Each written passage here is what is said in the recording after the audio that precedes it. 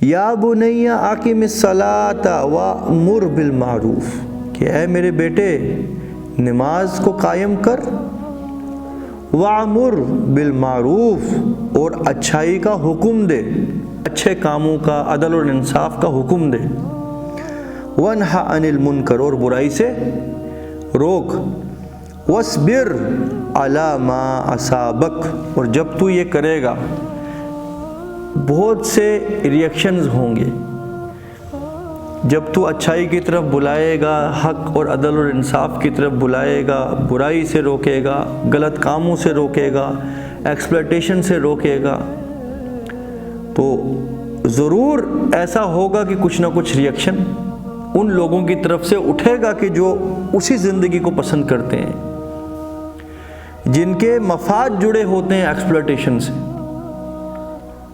تو اس وقت پھر صبر کر، اللہ پر بھروسہ کرتے رہے، اور جو کچھ پیش آئے، ما اصابک، جو کچھ تیرے اوپر تکلیف آئے اس وجہ سے اس کے اوپر صبر کر۔ ان ذالک من عزم الامور، اور بے شک یہ جو کام ہے بڑے ہمت کے کام ہے، ہر کسی کے بس کی بات یہ نہیں ہے کہ سچ کا ساتھ دینے کے لیے وہ ہر کچھ کر گزرے، اپنا تن من دن وہ لٹا دے مگر سچائی کو نہ چھوڑے۔ یہ کوئی عام چیز نہیں ہے، یہ بڑے خوش نصیب والے لوگ، بڑے نصیبے والے ہیں یہ، جن کو اللہ تعالیٰ یہ کرنے کے اوپر ثابت قدم رکھے، کو مضبوط ان کے قدم کو جما دے۔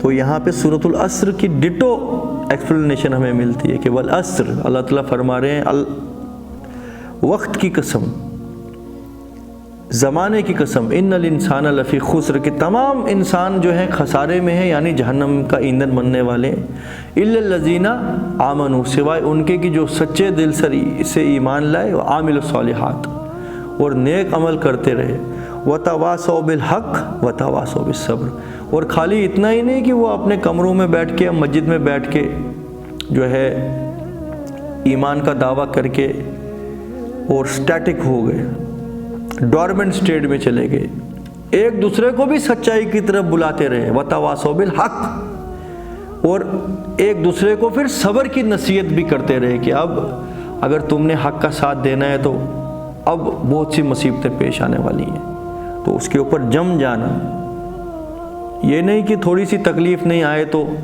اپنا سارا سٹانس چھوڑ کے انہی شیطانوں کے ساتھ جا کے مل گئے، ہوا تیز تھوڑی چلی نہیں تو یہ گھبرا گئے۔ اَيَحْسَبُ النَّاسَ أَن يَتْرَكُوا أَن يَقُولُوا آمَنَّا فَهُمْ لَا يَفْتَنُونَ، کیا لوگوں نے یہ سمجھ رکھا ہے کہ وہ زبان سے یہ تو یہ کہہ دیں گے ہم ایمان لے آئے اور ان کو آزمایا نہ جائے گا؟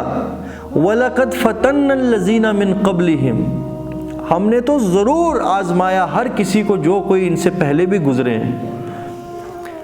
وَلَقَدْ فَتَنَّ الَّذِينَ مِن قَبْلِهِمْ وَلَيَعْلَمَنَّ اللَّهُ الَّذِينَ صَدَقُوا وَلَيَعْلَمَنَّ الْكَاذِبُونَ وَلَيَعْلَمَنَّ الْمُنَافِقُونَ، ایک الگ الگ آیتیں قرآن میں آئی ہیں۔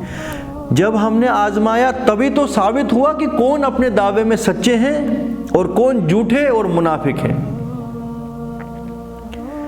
تو یہ والا اسپیکٹ آپ دیکھیے یار، بڑے بڑے دماغ لگانے والے لوگ ہیں، جیسے وہ گامدی ہے۔ گامدی کیا ایکسپلین کرتا ہوگا اس آیت کو؟ کیونکہ صبر کر کے حق کی تلقین کرنے کے بعد صبر کی سٹیج آئے گی ہی آئے گی۔ لقمان علیہ السلام فرما رہے ہیں کہ برائی سے روکے گا تو ریئیکشن برائی کی طرف سے آئے گا ہی آئے گا، اور صبر کرنا پڑے گا۔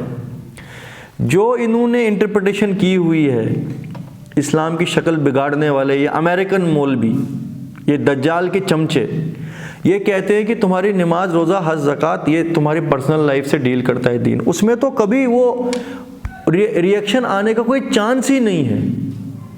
تو یہ صبر والی تلقین کا کیا وہ ایکسپلینیشن کرتے ہوں گے؟ وہ اتنے چالاک لوگ، شاطر قسم کے لوگ، تشریحاں کرنے والے۔ قرآن کی روح سے ثابت ہوتا ہے کہ تم برائی کو برداشت نہیں کر سکتے ہو، چاہے وہ انڈیویجول برائی ہو یا سسٹم برائی ہو یا پوری سٹیٹ برائی کے اوپر مبنی ہو۔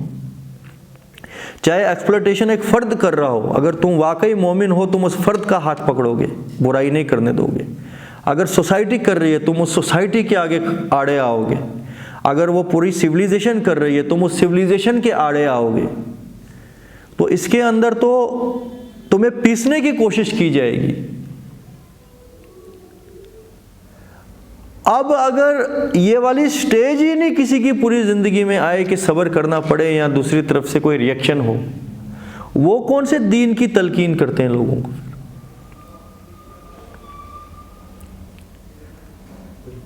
ایک ایک آیت اس چیز کے اوپر دلالت کرتی ہے کہ برائی کو جڑ سے اکھاڑو، اس کے لیے طاقت حاصل کرو، ایک جٹ ہو جاؤ، مسلمان سارے مل جل کے سیسا پلائی ہوئی دیوار کی طرح مضبوط ستون بن جاؤ، پھر جا کے باطل کے اوپر وار کرو۔ تو خاک میں مل اور آگ میں جل، جب کھست بنے تب کام چلے، ان خام دلوں کے عنصر پر بنیاد نہ رکھ، تعمیر نہ کر۔ تمہاری ناک کے نیچے برائی جو ہے پنپ رہی ہو اور تم سبحان اللہ اور الحمدللہ کی گردانیں پڑھو مسجد میں، تو کون تمہیں روکے گا؟ کس کو تم سے کوئی تکلیف ہونے والی ہے؟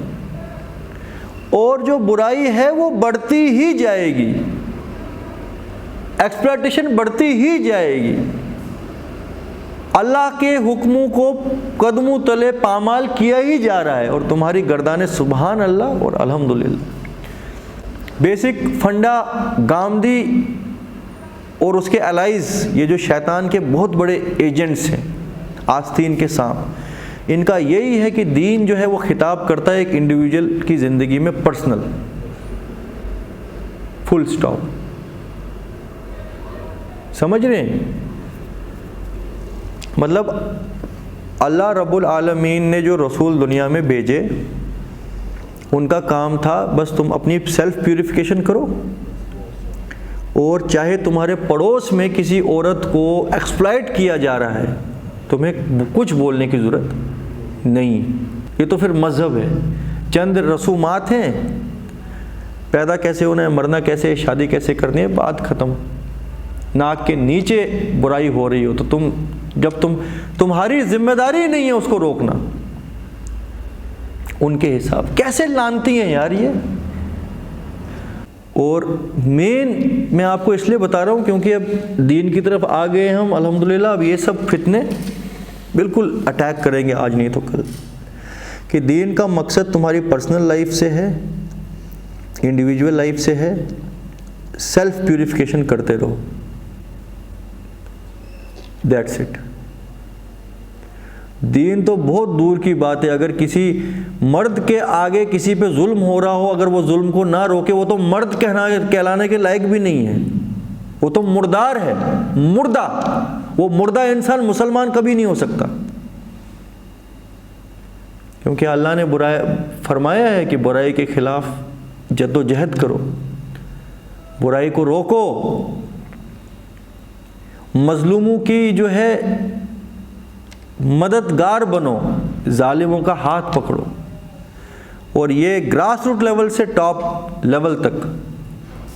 اس لیے اور انشاءاللہ یہ کام ہو کے رہے گا، یہ روکنے والا کوئی نہیں ہے۔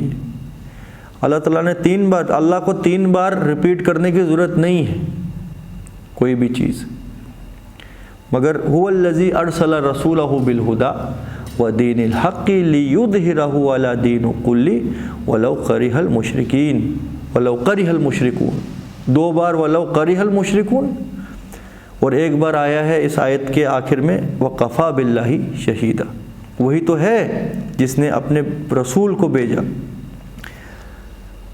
ہدایت کے ساتھ، یہ ہدایت نامہ، ودین الحق، اور حق والا دین، اور یہ کون سا ہے؟ مخلصین لہ الدین، فطرت اللہ التی فطر الناس، کہ اس فطرت کے اوپر یہ دین ہے کہ جس فطرت کے حساب سے اللہ نے ہر انسان کو پیدا کیا، لا تبدیل لفطرت اللہ، اس کو بدلنے والا کوئی نہیں۔ اور اس میں ایک بہت بڑی جو مجھے لگتا ہے کمی رہ جاتی ہے نا، کہ دین کو جب ہم پیش کریں مسلمانوں میں یا غیر مسلموں میں، ہم فطرت کی بات جس طریقے سے ہونی چاہیے نا اس طریقے سے ان کو نہیں بتا پاتے ہیں، جس کی وجہ سے ان کی فطرت اپیل ہی نہیں کرتی۔ ہم نے جب مسلمان کا مطلب ان کو کہہ دیا ہے نماز روزہ حج زکوٰۃ، یہ چیز فطرت میں نہیں تھی، یہ خالی فطرت میں جو چیز نہیں تھی، اسی لیے تو پھر اللہ تعالیٰ نے وحی کے ساتھ اس کو بھیجا۔ یہ تو وحی میں آیا نا نماز کیسے پڑھنی ہے، تو فطرت میں تھا کہ عبادت رب کی کرنی ہے، مگر کیسے کرنی ہے وہ پھر الگ الگ رسولوں کے الگ الگ طریقے تھے۔